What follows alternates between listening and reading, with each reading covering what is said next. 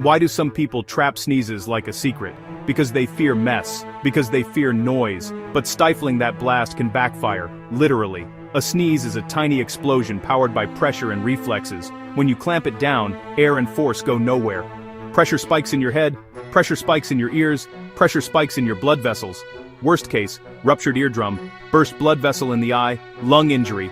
Rare, but real. Best case, you'll just feel silly and relieved. So next time, let it out. Say excuse me. Save your ears. Follow for more weird science facts.